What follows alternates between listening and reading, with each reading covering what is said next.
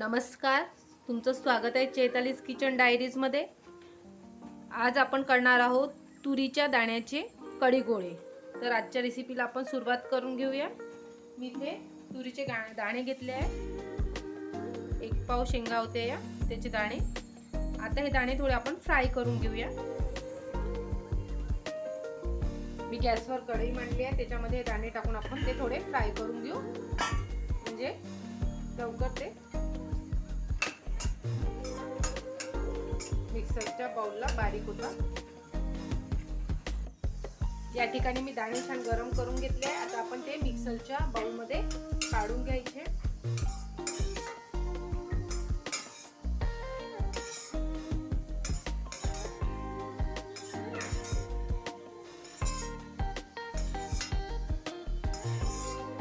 त्यानंतर यामध्ये मी 2 लसणाच्या पाकळ्या टाकते आहे, कढीपत्ता आणि 2 मिरच्या। हे आता मिक्सरच्या जारला मी वाटून घेते। मिक्सरच्या मध्ये आपण हे दाणे टाकले होते बाउल मध्ये आणि छान त्याचं वाटण करून घेतलं। आता हे एका ताटामध्ये आपण काढून घेऊया।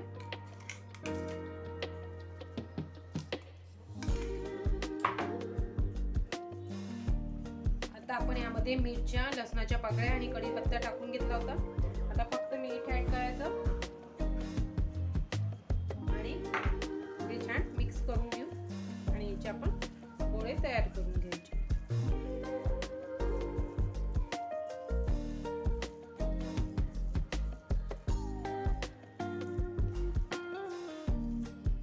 आता आपण मिरच्या टाकल्यामुळे यामध्ये तिखट टाकायची काही आवश्यकता नाही। तुम्ही पाहू शकाल छान असे आपले गोळे तयार झाले आहे।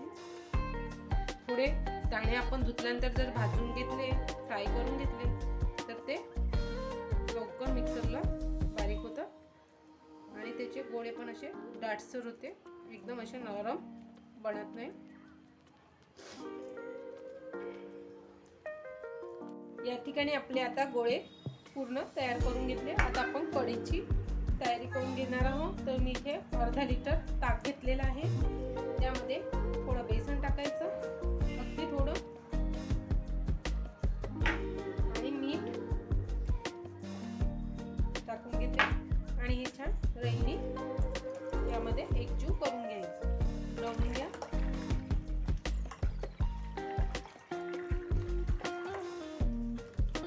म्हणजे आपली कढी फुटणार नाही, त्यामुळे त्यामध्ये थोडं आपल्याला बेसन टाकावं लागतं।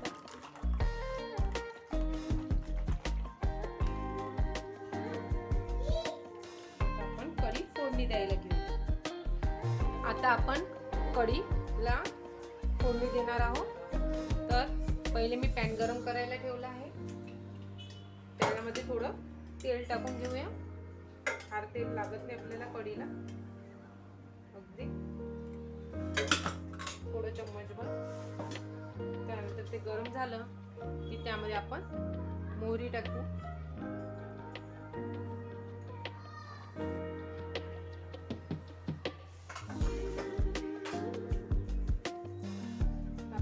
मोहरी तडतडायला लागल्या। मेथी दाणे टाकणार आहोत त्याच्यामध्ये आपण थोडेफार।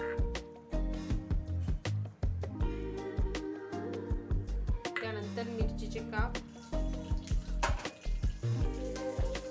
कढीपत्ता आणि लसण थोडं थोडं बारीक पेस्ट करून ते टाकायचं, म्हणजे कढी भाजत नाही आणि छान गरम होऊ द्यायचं त्याला, फोडणी चांगली द्यायची।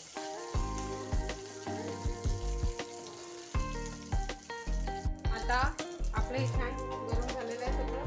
त्यामध्ये हळद टाकायची थोडी,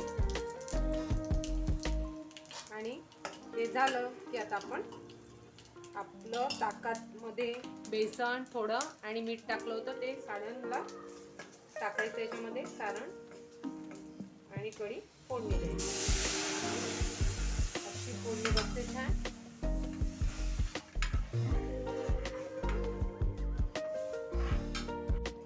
या ठिकाणी मी 1 ग्लास पाणी टाकते याच्यामध्ये, ताकामध्ये। ताक आंबट असल्यामुळे आणि शिजायला पण लागते गोळे आपल्याला। पहिले उकळी येतपर्यंत ढवळत राहायचं.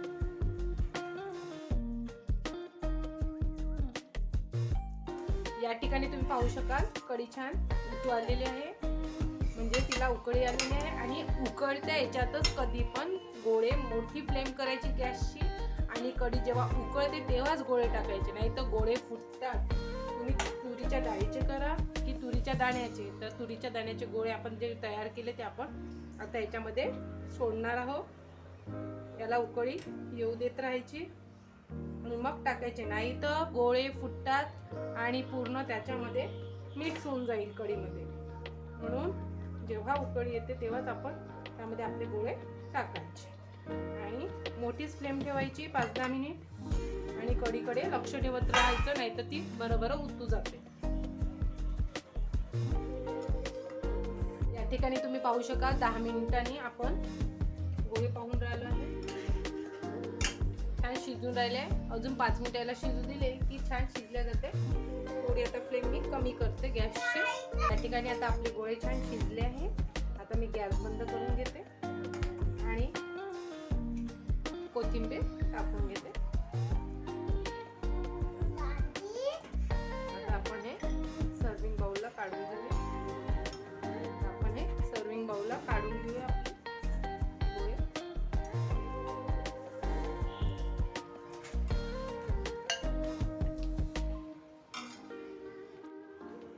तर या ठिकाणी आपले गोळे तयार झाले आहे. तुम्ही पाहू शकाल किती छान झालेले आहे.